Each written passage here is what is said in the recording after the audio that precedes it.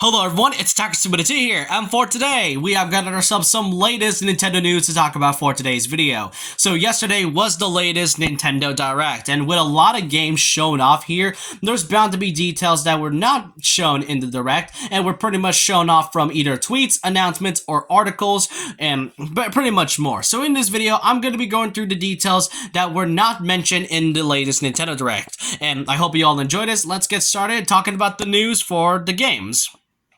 First off, let's talk about the new box arts for the latest big highlight games that was shown up here. First of all is a box art for Super Mario Bros. Wonder, which pretty much is great. I cannot handle Mario Elephant in the background. We also get the box art for the remake of Super Mario RPG, Legend of the Seven Stars, or just simply titled Super Mario RPG. Now, I've seen some people kind of saying that this box art, it looks a pretty much big bland because there's really no background in this. For me, personally, I think this is supposed to be intentionally copying from the original Japanese box art for the same game, except this time they had Yoshi in that one, but with this box art they unfortunately did not have Yoshi. I guess they killed off Yoshi either by tax evasions or basically anything else. Overall, I really do like this box art personally, even if it does lack a background, but I understand if it's trying to stay true to the original Japanese box art of the same game.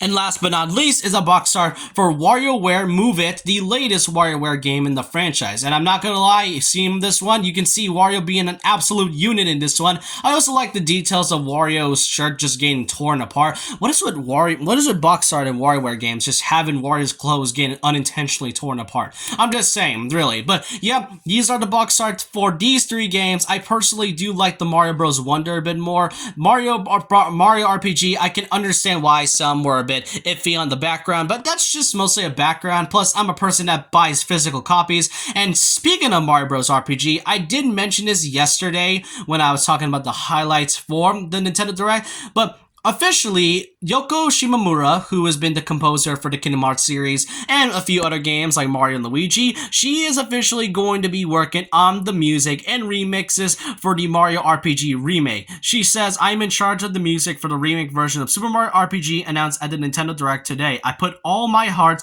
into arranging all the songs, hoping that both fans of the original and those playing for the first time can enjoy it. Stay tuned for more news." So, yeah, it's great to see that Yoko, one of the best composers in gaming history next to others such as Grant Kirkhope, is now composing the remakes for Mario RPG. I imagine how good the music is, especially Gino's theme and basically the boss theme. Those will be great in my opinion. So yeah, we got a lot of, and yeah, it seems that Nintendo and Square Enix are really making sure they are faithfully remaking Mario RPG the right way for fans to be happy, and I'm glad they are doing that. I can see why the SNES Mario RPG game is not in the SNES collection yet, because it seems that they were been working on this game for quite a long time then.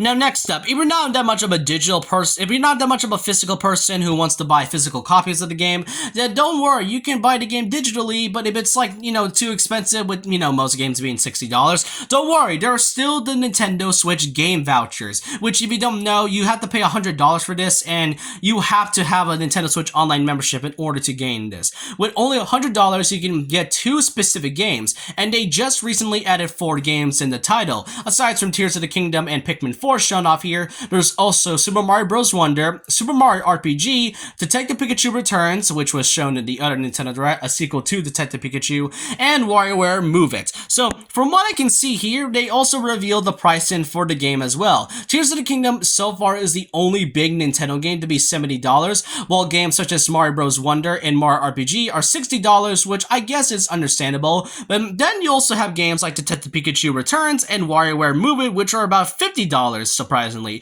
which with WarioWare, it makes sense. I did not expect Detective Pikachu to be $50. Usually when it comes to, I can't really recall the pricing with the first Detective Pikachu game, because I remember the 3DS games were either $20 to $30, each game and all, but it's great to see that if you don't want to buy the physical copies, you can very much buy the game digitally. However, you can get the vouchers, it's $100, but at least you'll save it like $20, less than the 2 games that you'll be getting for free in some ways. Next up is Mario Kart 8 Deluxe related. The fifth wave was revealed yesterday, which features a brand new track, Squeaky Sprint, and three new characters, well, three returning characters, Wiggler from Mario Kart 7, Petey Piranha from Mario Kart Double Dash, and technically from Mario Kart Tour, but is basically his first appearance, Kamek or Magic Koopa. Here we also get more screenshots of the brand new course right here. I really love all the details shown off here, especially from, the Toad soap, I think that's soap, along with the scissors and the hairbrush, even a Mario rubber ducky, and there's also more screenshots of the three characters that will be added in each of the carts. It's great. It's really refreshing to see Kamek finally being in a Mario Kart game after all these years, like a modern mainline Mario Kart game after being shafted 3 times in the past Mario Kart games. That being Mario Kart 64, the original Mario Kart 8 game, and I think in Mario Kart Wii. And really, it's great to see Petey Piranha returning as well after being absent in all of the Mario Kart games since Double Dash. So these are some screenshots. It's still unknown on when the release date is. It's possible it is summer, so I assume it's either July or August of this year.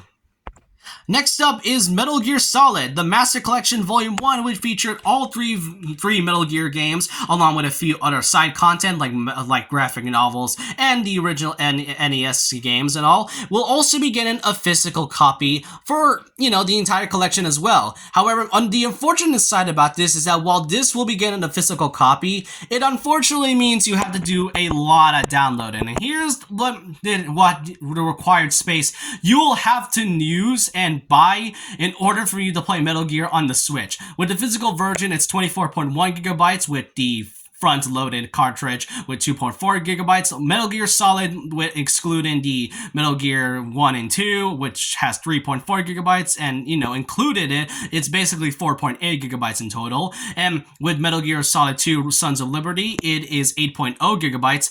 For Snake Eater, it's 12.2 gigabytes. And for the bonus content, with 1.0 gigabytes plus 30 gigabytes, just for bonus videos. You better have a terabyte SD card in your Switch, otherwise you are never going to play Metal Gear at all. I'm pretty sure they might do this separately, but who knows. But yeah, if you really just want to play Metal Gear so badly, then you better get a good SD card, because that's going to be a lot of downloading you're going to have to do. And I thought porting Kingdom Hearts 3 on the Switch physically would be quite a hassle. This is truly something else. And last but not least is another talk about physical copies, this time for Pikmin's 1 and 2. Now, just like when Metro Prime Remastered, the game released digitally on the Nintendo Switch the same day as the Nintendo Direct. Same goes with Pikmin 1 and 2. But if you're wondering when the physical edition is coming out, well, here's the first image of the box art, which I've seen some people say that it feels so bland like the Mario RPG one. But from what I've been researching, this is actually supposed to be based off and intentionally supposed to be based off from the Japanese box art for Pikmin's 1 and 2, so you can kind of see why the box art is like this. I would have preferred the original GameCube American version of this, but I guess I can see why they wanted to do this. But yeah, Pikmin 1 and 2 will get a physical release, and it'll actually come out 2 months after the release of Pikmin 4 next month, on July. This will come out 2 months, being September 22nd. So hey, at least you'll get the entire Pikmin 4 game, the Pikmin games on the Nintendo Switch if you bought the games digitally for 1 and 2 and then get the physical ones for 3 Deluxe and the 4th one. But at least you got the whole quadrilogy, and maybe Pikmin 5 could be possibly coming out in the future. But yeah, these are all of the details that were not shown up in the latest Nintendo Direct. Let me know your thoughts and opinions down below about this. Which of these games or upcoming releases are you going to be excited for in the future? And with that, leave a like, comment, subscribe, hit the notification bell for more videos, follow my Twitter, and I'll see you guys next time. And remember this, once a legend, always a legend.